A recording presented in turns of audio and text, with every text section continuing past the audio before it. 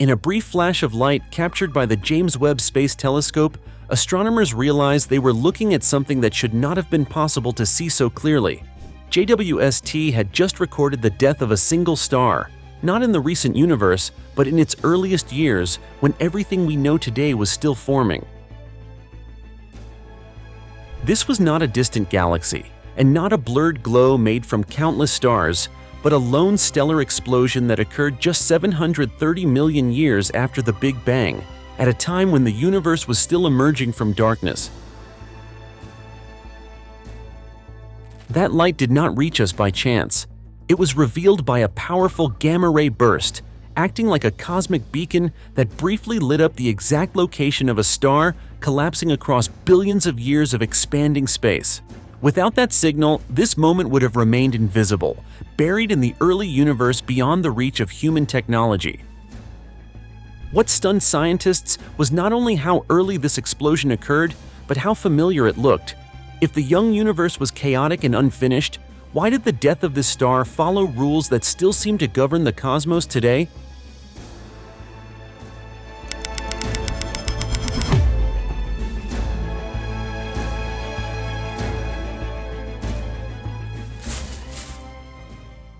On March 14, 2025, a signal appeared that did not seem to belong to our time. A long gamma-ray burst, later designated GRB 250314A, was detected by the space-based observatory SVOM. The burst lasted for roughly 10 seconds, a duration that immediately placed it into a familiar category. Long gamma-ray bursts are usually linked to the collapse of massive stars, events that astronomers have been tracking for decades. At first glance, this looked like just another entry in a long list of violent but well-understood cosmic explosions. In the first moments after the alert, nothing about the signal appeared unusual. The energy profile matched what scientists expect when a massive star exhausts its fuel and collapses under its own gravity. Similar bursts have been detected many times before, often coming from distant but still relatively mature regions of the universe. For a brief period, GRB 250314A blended into the background of routine observations, another data point waiting to be cataloged and analyzed. That sense of normality did not last long.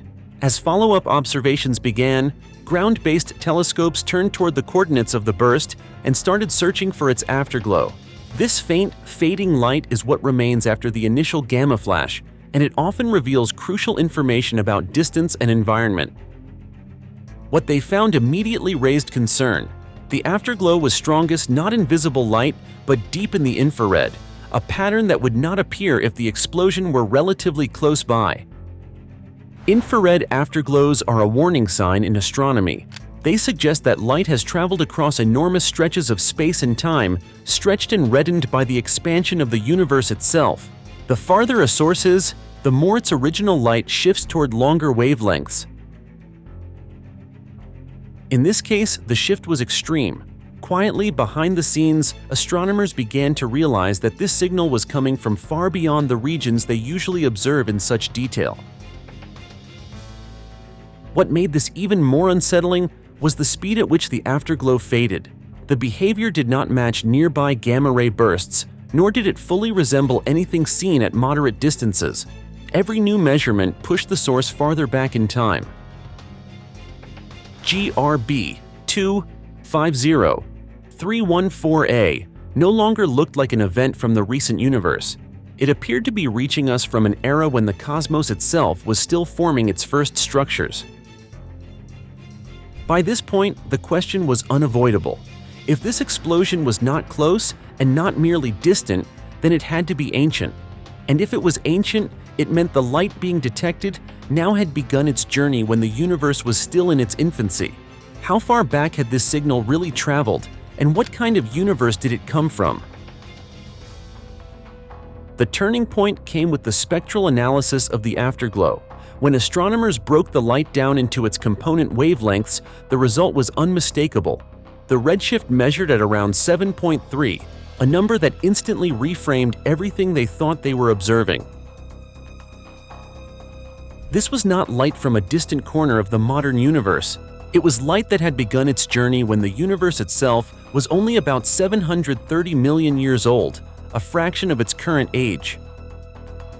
To understand why that matters, you have to picture the universe as a space that never stops stretching. As space expands, it pulls traveling light along with it, stretching the light waves to longer and longer wavelengths.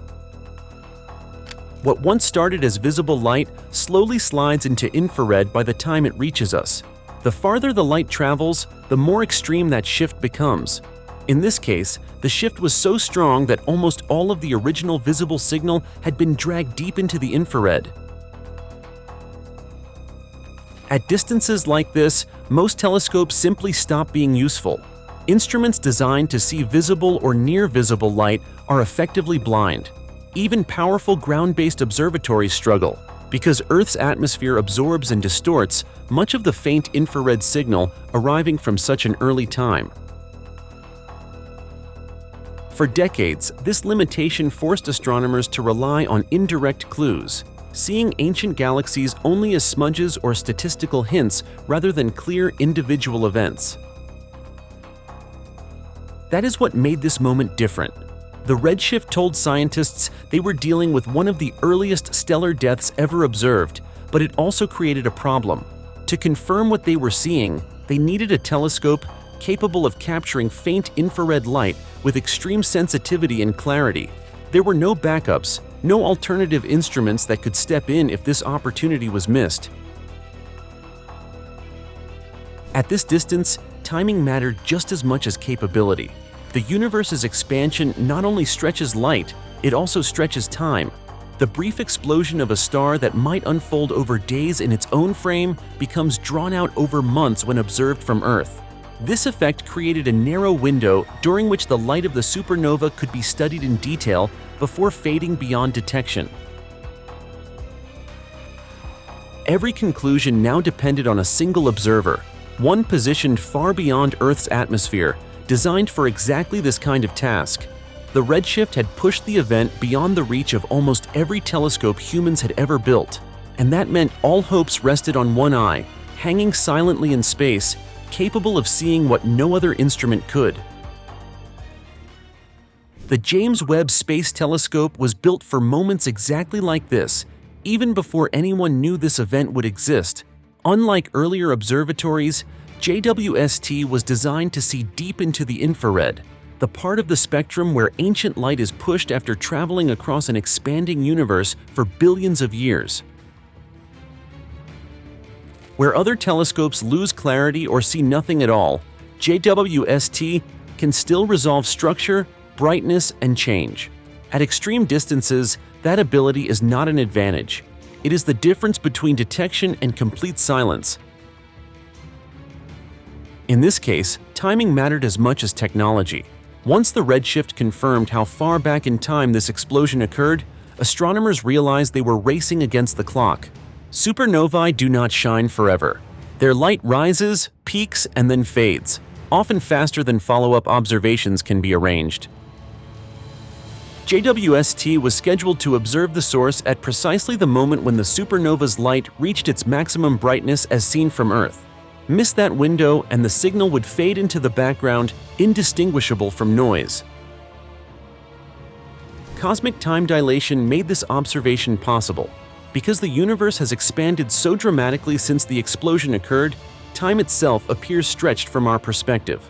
What unfolded over roughly 13 days in the frame of the dying star was drawn out to about 110 days for observers on Earth. This stretching slowed the event down just enough to give astronomers a rare opportunity. Instead of catching only a fleeting flash, they could track how the light evolved, brightened, and declined over an extended period. That extended timeline created what researchers quietly refer to as a golden window. It allowed JWST to follow the event step by step, capturing changes in brightness and color that reveal the physical nature of the explosion. These details are essential. Without them, it would be impossible to distinguish a true supernova from other energetic phenomena that can also accompany gamma-ray bursts.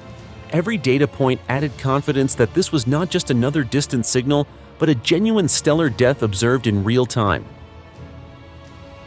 Just as important, JWST's position beyond Earth's atmosphere removed another barrier.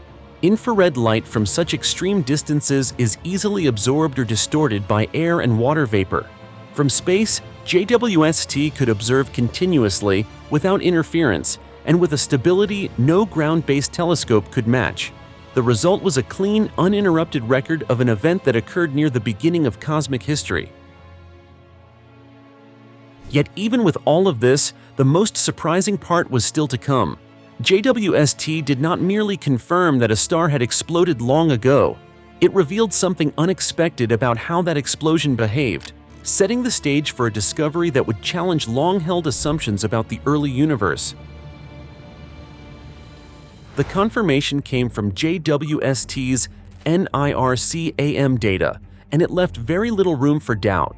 The light curves and spectral features matched what astronomers recognize as a core collapse supernova, the violent end of a massive star whose core can no longer support itself against gravity. This type of explosion is often linked to long gamma-ray bursts, and in that sense, the classification itself was not shocking. Scientists have long suspected that GRB2 50314A was tied to a stellar collapse. What stunned them was not the fact that such a supernova existed so early in cosmic history. It was the way it behaved once it was observed in detail. The brightness rose and fell in a pattern that felt familiar. The shape of the light curve followed a trajectory astronomers have measured countless times in the nearby universe. Even the rate at which the light faded after reaching its peak fit comfortably within what modern supernova models would predict. This familiarity was deeply unsettling. For years, theoretical models suggested that the first generations of stars should have lived and died very differently from those we see today. Early stars formed in an environment almost completely lacking heavy elements. Without those elements, their internal structure, mass loss, and final collapse were expected to be more extreme, more chaotic, or even fundamentally different from modern stellar deaths. Some theories predicted explosions that were far brighter, far shorter, or entirely unlike anything seen in the present-day universe. Yet the data refused to support those ideas. This supernova did not behave like an exotic relic of a primitive cosmos. It behaved like a star astronomers could recognize instantly, as if it belonged to a much later chapter of cosmic history. The physics that governed its collapse, energy release, and fading light appeared to follow the same rules that operate billions of years later. That realization forced a quiet but profound shift in perspective. If massive stars were already dying in familiar ways just 730 million years after the Big Bang, then many of the assumptions about a wildly different early universe begin to fall apart. It suggests that the core physics driving stellar life and death may have settled into place far earlier than expected, long before galaxies matured and heavy elements became common. This was not a minor detail hidden in the data. It was the central implication of the observation. The earliest confirmed supernova did not rewrite the rules of astrophysics. Instead, it seemed to confirm them, pushing their origin further back in time than anyone had confidently observed before. And that raised an even deeper question. If the universe at that age was still young and evolving, if its chemistry was incomplete and its structures were just beginning to form, then why did the death of this star already look so stable, so predictable, and so familiar? As the analysis continued, JWST revealed something few expected to see at such an extreme distance. Beyond the fading light of the supernova itself, there was a faint, persistent glow coming from the surrounding region. This was not leftover radiation from the explosion. It was the dim light of the host galaxy, the environment in which that star had formed and lived its short life. At a redshift this high, detecting an individual galaxy is extraordinarily rare. Most galaxies from this era appear only as vague smudges, if they appear at all. The fact that the James Webb Space Telescope could isolate the light of a single host galaxy alongside a single stellar death marked a major shift in what astronomers could directly study. For decades, knowledge of early star formation relied heavily on indirect evidence. Scientists measured the combined glow of many stars blended together, then worked backward to infer what individual stars might have been like. That approach always came with uncertainty. Too many assumptions had to be made about what was hiding inside that blended light. Here, for once, those assumptions were no longer necessary. By observing the host galaxy directly, researchers could begin estimating the conditions under which the star formed. They could examine the brightness, structure, and overall energy output of the galaxy itself, rather than guessing based on averages. This opened a rare window into the physical environment of the early universe, where stars were just beginning to shape their surroundings. What made this especially powerful was the connection between the supernova and its home. The explosion was no longer an isolated event floating in darkness. It was now anchored to a real place, inside a real galaxy, existing at a specific moment in cosmic history. That context allowed scientists to ask deeper questions about how stars formed so quickly after the Big Bang, and how galaxies were already capable of producing massive stars that lived fast and died violently. Seeing the host galaxy also helped rule out alternative explanations. Without it, there could always be doubt. Was the light coming from some unrelated background source? Was the explosion misidentified? The presence of the galaxy removed much of that ambiguity. The supernova and its environment were clearly linked, strengthening the case that this was a genuine stellar death from the early universe, not a coincidental alignment or observational artifact. This kind of clarity is rare at such distances. Even with modern technology, most early cosmic events are detected without their surroundings fully resolved. In this case, a single death illuminated an entire setting, offering insight into how stars, galaxies, and cosmic structure were already intertwined so early on. What began as the observation of one dying star had quietly expanded into something much larger. It was no longer just about a supernova. It was about glimpsing an entire era through one brief flash of light, revealing a universe that was already organizing itself far sooner than anyone could directly confirm before. The timing of this explosion places it at one of the most important transitions in cosmic history. Around 730 million years after the Big Bang, the universe was passing through what astronomers call the epoch of Reionization, a period when the cosmos changed from a dark, foggy place into one that light could finally travel through freely. Before this era, neutral hydrogen filled space and absorbed much of the radiation emitted by early stars. After it, the universe became transparent, allowing light to move across vast distances. Massive stars played a central role in that transformation. They burned hot and fast, releasing intense radiation capable of ionizing the surrounding hydrogen. When those stars died as supernovae, they did more than mark an ending. They injected energy and newly forged elements into their environments, reshaping the space around them and influencing the next generation of stars. In this sense, stellar death was not a footnote to cosmic history. It was one of its driving forces.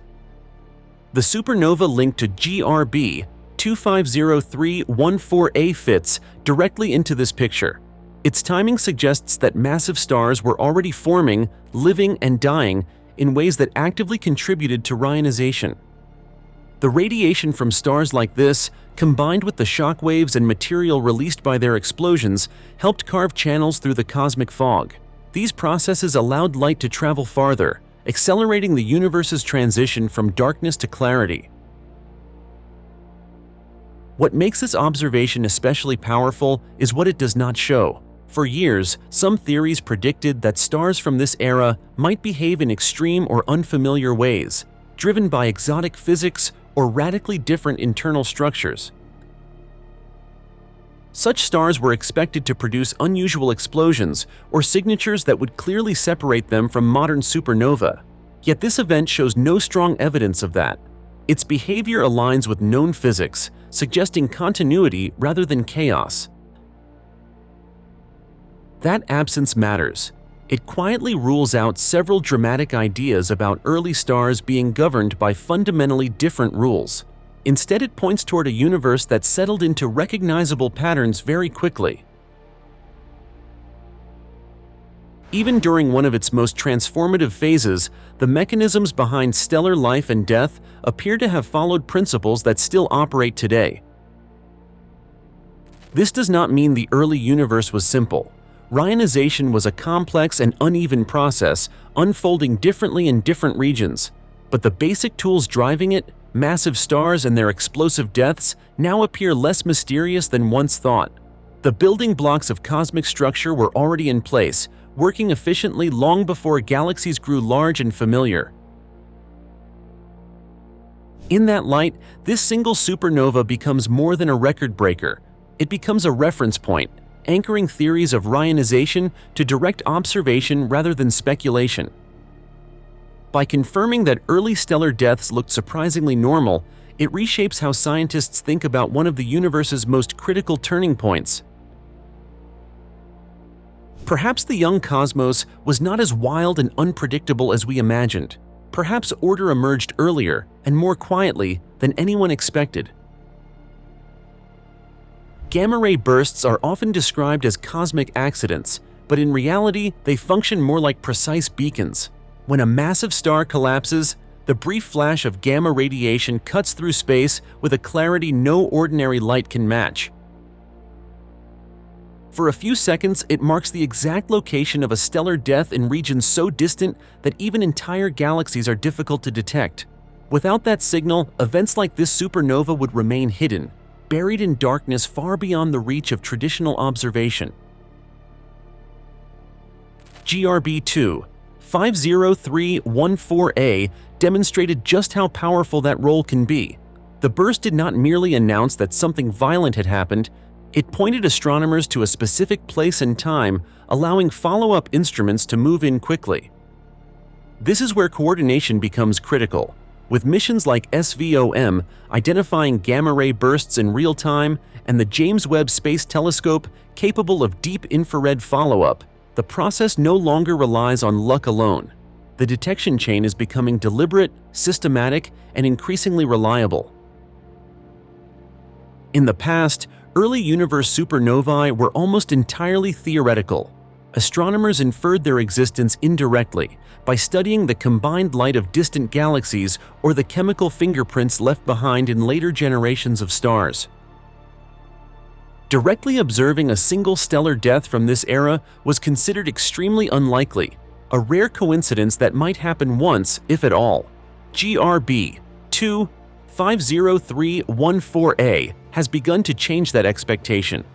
With a growing network of gamma-ray detectors and a telescope designed to see the stretched light of the early cosmos, astronomers are now positioned to do more than chase isolated events. They can begin assembling a real sample. One supernova can challenge a theory, but a population of them can rewrite models entirely. Patterns can be measured, variations can be compared, outliers can be identified. What was once anecdotal becomes statistical. This shift has major consequences. A larger sample of early supernovae would allow scientists to test how consistent stellar deaths really were during the universe's formative stages. Were most massive stars behaving like this one, or was this an unusually calm example in an otherwise extreme era? Did the rate of such explosions change rapidly, or remain steady as galaxies evolved? These are questions that cannot be answered with a single observation, no matter how extraordinary. The idea of building a timeline of stellar deaths near the dawn of the universe would have sounded unrealistic just a few years ago. Now it is beginning to look inevitable. Each new gamma-ray burst becomes a potential doorway into the past, a chance to witness another piece of early cosmic history unfold in real time. And yet, this progress introduces a deeper tension. If the rules governing these explosions appear so consistent, even at the edge of the observable universe, then the mystery does not disappear. It sharpens. When order shows up this early, it forces us to ask not how chaotic the universe once was, but how quickly its underlying structure came into place. What makes this discovery so powerful is not that it breaks the rules, but that it confirms them. The earliest supernova ever observed directly did not behave like an exotic relic from a chaotic universe. Instead, it followed patterns that astronomers still recognize today, suggesting that the physics governing the life and death of massive stars settled into place far earlier than anyone could directly prove before. In that sense, the universe revealed by the James Webb Space Telescope feels unexpectedly familiar. But that familiarity does not make the cosmos less mysterious. It does the opposite. If these rules were already stable just 730 million years after the Big Bang, then the deeper question is no longer whether order exists, but how quickly it emerged. What forces shaped these laws so early, and why did they remain so consistent across billions of years of cosmic evolution? This single observation does not close the story. It opens a new chapter. Each future gamma-ray burst detected from the distant universe now carries the potential to reveal another piece of that early structure, another moment when order quietly replaced chaos. So what do you think? Does this discovery suggest that the early universe matured faster than we ever imagined? Or does it hint at something even more profound beneath the surface? Share your thoughts in the comments and subscribe to MindGap to stay with us as we uncover the next hidden signals waiting to be seen.